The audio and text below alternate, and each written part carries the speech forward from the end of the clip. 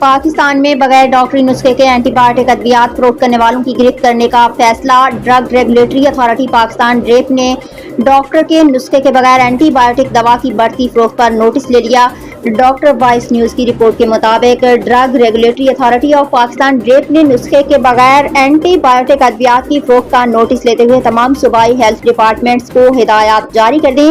سی ای او ڈریپ قاسم رؤف نے کہا ہے کہ ملک بھر میں نسخے کے بغیر اینٹی بایوٹک ادویات کی فروخت فوری روکی جائے۔ اینٹی بایوٹک ادویات کی فروخت کے لیے قوانین میں فوری تبدیلی بھی کی جائے۔ قاسم رؤف نے کہا کہ بیماری پیدا کرنے والے جراثیموں میں اینٹی بایوٹک ادویات کے خلاف مزاحمت بڑھ رہی ہے۔ دنیا بھر میں اینٹی بایوٹک ادویات نسخے پر جبکہ پاکستان میں ٹافیوں کی طرح فروخت ہوتی ہیں۔ ڈریپ حکام نے کہا کہ غیر ضروری اینٹی بایوٹک ادویات تجویز کرنے والے ڈاکٹروں کے خلاف بھی ایکشن تجویز کریں گے۔ ادویات کی فروخت کے لیے غیر اخلاقی مارکیٹنگ کرنے والے فارما کمپنی کے خلاف بھی ایکشن لیں گے۔ پاکستان میں ہر سال 135 ارب روپے کی اینٹی بایوٹک ادویات فروخت ہوتی ہیں۔